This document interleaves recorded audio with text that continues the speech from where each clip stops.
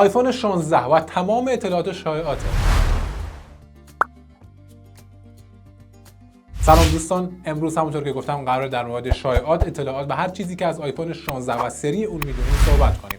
لایک، کامنت، سابسکرایب یادتون نره. بریم واسه ویدیو.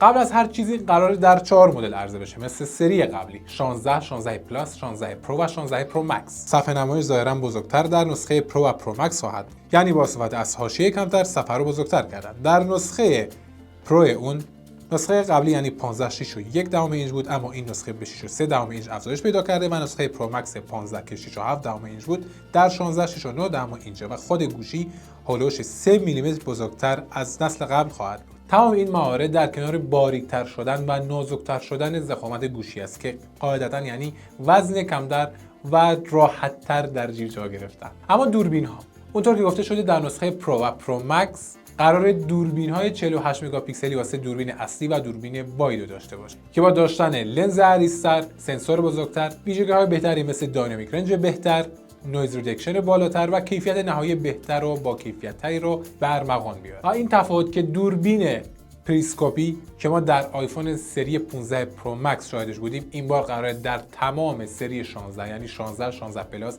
پرو و پرو مکس وجود داشته باشه، ولی گفته شده واسه نسخه پرو مکس از یک لنز پیشرفته‌تر استفاده خواهد شد به اسم لنز سوپر تلفوتو که توانایی خیلی بالایی در ثبت کردن عکس‌ها با فاصله زیاد داره و واقعا اونطوری که گفته شده واسه عکاسی از رویدادهای ورزشی و حیات وحش میتونه خیلی حرفه‌ای و عالی عمل کنه. در مورد ویژگی‌های فیلمبرداری و دوربین سلفی شایعاتی هست، اما این شایعات فعلا به قدر زیادی معتبر و قوی نیستن که بشه به اون یه جورایی اکتفا کرد و به عنوان یه منبع موثق در موردش یاد کرد. مثلا گفته شده که دوربین سلفی قراره از یه حالت ناچ کوچیک‌تری بهره ببره و داینامیک آینلد اون کاملا تفاوت نسبت به نسخه های 14 و 15 رو داشته باشه. اما اینکه چقدر این موضوع صحت داره حالا بماند. در مورد چیپست و سخت افزار گوشی، بدون شک از سری جدید 18 یعنی A18 یا بایونیک استفاده خواهد شد که گفته شده احتمال اینکه در نسخه پرو مکس اون از A18 پرو استفاده بشه خیلی زیاده که از فناوری 3 نانومتری استفاده خواهد کرد.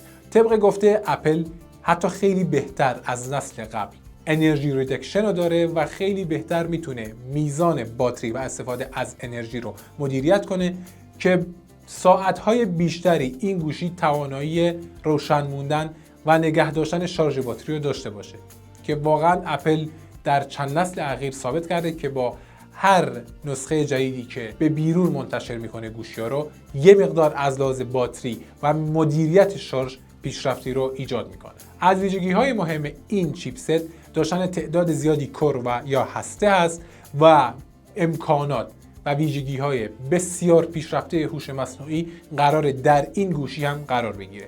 پس احتمالا این چیزی که ما در S24 اولترا که بعداً واسه 23 و 22 هم تایید شد و احتمالاً در 25 پیشرفته تر هم خواهد بود، در آیفون 16 قراره ببینیم، حداقل در نسخه پرو و پرو مکس اون.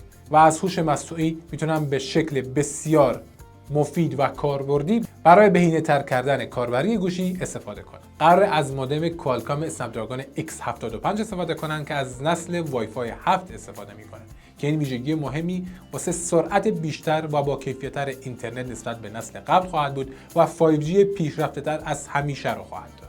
فعلا در مورد فناوری صفحه نمایش خیلی چیز خاصی گفته نشده، ولی خب بدیهیات این است که قرار کیفیت بالاتر، رنگ‌های بهتر و توان اجرای نمایش بالاتر رو داشته باشه و با وجود مدیریت بهتر، استفاده کمتر از انرژی و نیاز کمتر به باتری، یعنی گوشی حرارت کمتر رو تولید میکنه و ساعت بالاتری رو میتونید از اون استفاده کنید. اما شکل ظاهری، از شایعات قوی و مهم در مورد شکل ظاهری گوشی هست که کلید اکشن باتن که در کنار کلید کم و زیاد کردن صدا در آیفون 15 پرو و پرو مکس وجود داشت، قراره در سری 16 در هر 4 مدل اضافه بشه.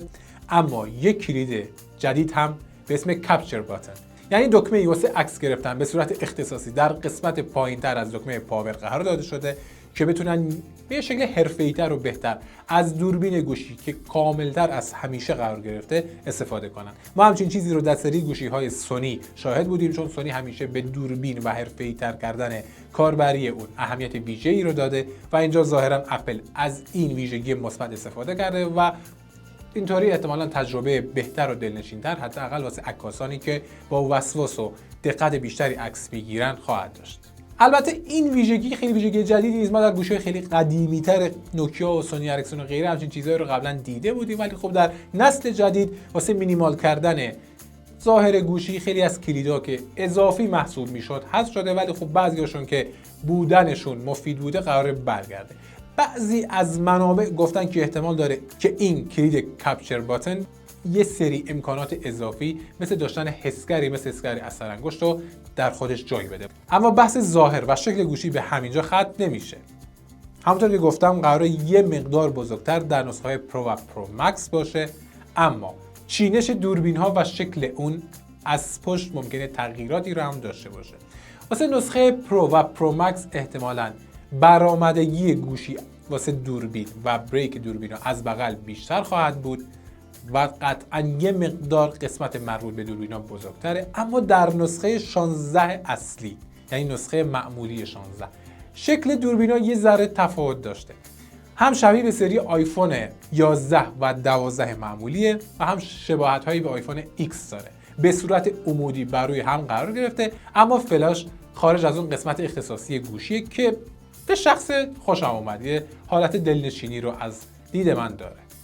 در مورد باتری دوستان، دو تا خبر هست که کاملا ضد و نقیضن. بعضیا گفتن که طبق انتظار باتری پیشرفت خواهد کرد، بزرگتر میشه، حجم بالاتری رو خواهد داشت، اما یه سری منابع هم گفتن احتمال اینکه باتری یه مقدار کمتر بشه، یعنی حجم باتری رو پایین‌تر بیارن وجود داره، اما با وجود بهینه تر کردن استفاده از گوشی چه واسه چیپست و چه واسه صفحه نمایش مشکلی پیش نمیاد و باز هم کاربری گوشی مثل همیشه مناسب و ساعتی که میتونه گوشی به صورت ready to use استفاده بشه مثل قبل و حتی بهتر خواهد بود. ولی خب این موضوع هم فعلا در حد شایعه باقی مونده. حافظه گوشی قراره تا نسخه 2 ترابایت واسه پرو مکس داشته باشه که واقعا با وجود عکاسی حرفه‌ای واقعا سایز مناسبی از حجم و حافظه داخلی رو در اختیار کاربر قرار میده. ولی خب اینو هم در نظر بگیرید 2 ترابایت وقتی که پر بشه و واقعا حجم گوشی بالا بره، یعنی حجم داده هایی که در گوشی ذخیره شده، به یه پروسسور و یه پردازنده قوی نیاز داره که بتونه تمام این پردازش رو گردش بین اطلاعات مختلف و سریع انجام بشه که گوشی رو کند نکنه و استفاده از گوشی رو سخت و ناخوشایند نکنه. گفته شده در نسخه معمولی و پلاس اون در 7 رنگ قراره عرضه بشه که شامل آبی، صورتی، زرد، سبز، مشکی، سفید و بنفش خواهد بود. اما خب فعلا قطعی نیست و در نسخه پرو و پرو مکس احتمالاً رنگ‌هایی مثل تیتانیوم رز، مشکی فضایی اسپیس بلک، دزرت تیتانیوم یا تیتانیوم بیابانی و تیتانیوم گری یا تیتانیوم خاکستری رو خواهیم داشت. از لحاظ رنگبندی قرار جذاب‌تر از همیشه باشه، ولی خوب رنگ واقعا یه چیز سلیقه‌ایه و خیلی نمیشه روش مانور داد. یکی از شایعات خیلی جالب که در 14 هم گفته شد واسه سری 15 ممکنه وجود داشته باشه و الان هم که سری 15 اومد و خبری نبود میگن واسه 16 است. یه نسخه جدید به اسم 16 اولترا، یه گوشی دیگه بهتر و کاملتر و قوی‌تر از همیشه که اپل میخواد این بار به عنوان پرچمدار اصلی به جای پرو مکس معرفی کنه، ولی به شخص فکر نمی کنم همچین گوشی حداقل در این سری عرضه بشه. حالا باید ببینیم تا زمان عرضه و معرفی رسمی چی پیش میاد. دوستان این مهمترین اطلاعاتی بود که از این گوشی فعلا در اینترنت موجود است. یه سری اطلاعات دیگه هم هستن که واقعا نمیشه بهشون بسنده کرد، خیلی ضد و نقیضن و ما نمیخواستیم دیگه واقعا در این ویدیو چندان بحث و کلیشه‌ای و به شاخ و برگ‌های اضافه متصل کنیم که بحث اصلی رو دور کنه. اگر گوشی به صورت رسمی معرفی بشه یا اطلاعات مهمتری از اون عرضه بشه احتمالاً ویدیو در موردش خواهیم ساخت و با ویدیوهای دیگه هستیم خدمتتون. خیلی عزیزید، نسل N.